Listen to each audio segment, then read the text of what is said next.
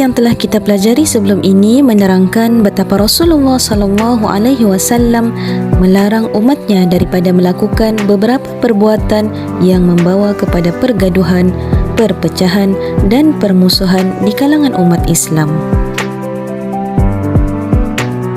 Perkara pertama yang disentuh dalam hadis ini ialah janganlah kamu dengki-mendengki. Orang yang bersifat hasad, dengki dan tidak senang melihat kesenangan orang lain terdorong melakukan apa jua cara semata-mata untuk menjatuhkan orang tersebut. Ini merupakan perkara yang paling dilarang dalam Islam.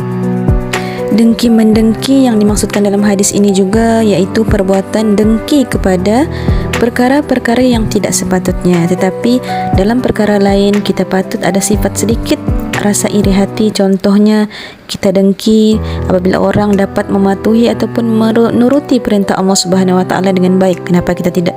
Kita patut dengki kenapa orang boleh solat 5 waktu tepat masa, kenapa kita tidak?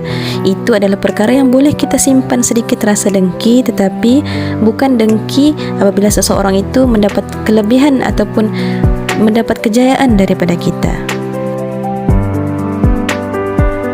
Perkara yang kedua iaitu janganlah kamu tipu menipu. Sifat menipu adalah sifat keji yang boleh merosakkan diri sendiri dan orang lain.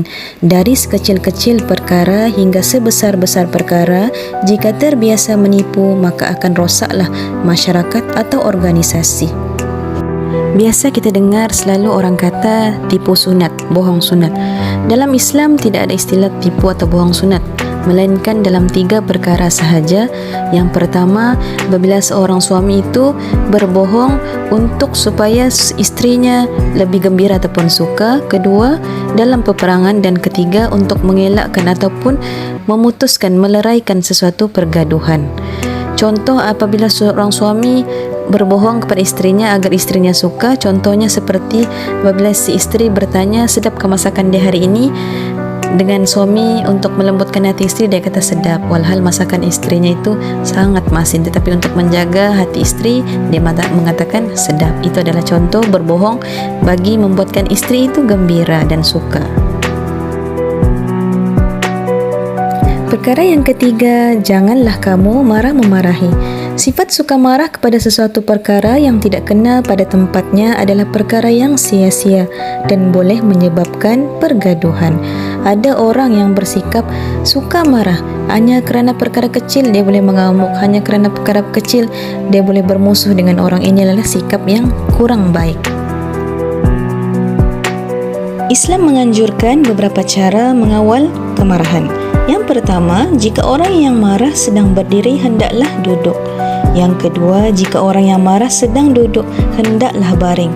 Yang ketiga, jika marah masih belum dapat dikawal, hendaklah ia berwuduk dan tunaikan solat sunat. Kenapa Islam menyuruh kita untuk berwuduk jika tidak dapat mengawal kemarahan? Kerana orang yang sedang dalam kemarahan ini, dia sedang berkawan dengan syaitan. Syaitan sifatnya panas, api.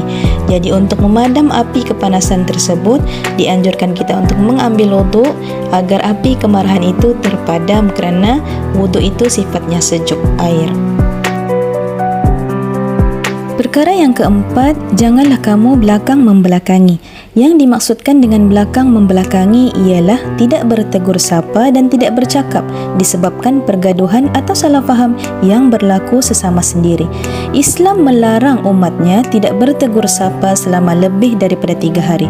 Oleh itu, sekiranya berlaku salah faham antara kita dan rakan kita, jangan lebih daripada 3 hari. Selepas 3 hari, segeralah memohon maaf dan berbincang apa penyebab salah faham itu berlaku. Perkara yang kelima, jangan menjual atas jualan orang lain. Apa yang dimaksudkan jangan menjual atas jualan orang lain ini iaitu tidak boleh menjual barang yang sudah dibeli oleh orang lain. Jual beli itu dihalalkan oleh Islam, bahkan digalakkan untuk berniaga dengan amanah dan jujur. Apabila barang jualan telah dibeli oleh pembeli dan dipersetujui, maka penjual tidak boleh menjual kepada orang lain, melainkan pembeli tidak jadi membeli dan penjual maklum dengan persetujuan. Artinya sudah orang beli, kita pergi jual lagi barang itu dengan orang lain, sedangkan orang lain sudah beli barang tersebut, maka itu adalah diharamkan dalam Islam. Perkara terakhir yang disentuh dalam hadis ini iaitu jangan zalim, menghina atau mengecewakan. Orang Islam semuanya bersaudara dan sama sahaja kedudukannya di sisi Allah Subhanahu wa taala. Tidak kiralah rupa parasnya cantik, dia lebih kaya, tetapi di sisi Allah itu tidaklah dipandang, melainkan amalan kita yang kita lakukan sama ada kita taat ataupun angkuh kepada Allah Subhanahu wa taala. Oleh itu kita tidak boleh menzalimi, menghina atau mengecewakan orang lain, apatah lagi memandang rendah kepada mereka. Kita masuk kepada pengajaran hadis.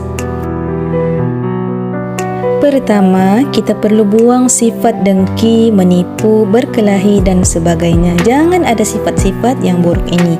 Yang kedua, jual beli dalam perniagaan mesti dilakukan dengan jujur, amanah, kerana ia akan menjadi darah daging kita kalau kita menipu dalam perniagaan, kerana keuntungan itu akan menjadi milik kita. Yang ketiga, hidup bermasyarakat hendaklah bersatu padu, saling hormat menghormati. Yang keempat, setiap pekerjaan hendaklah dijalankan dengan jujur dan takwa. Apapun pekerjaan kita, tidak kiralah kita bekerja sebagai orang bawahan, orang atasan, bekerjalah dengan jujur dan takwa. Yang kelima, Islam mengharamkan permusuhan kerana Islam adalah agama yang mementingkan kasih sayang.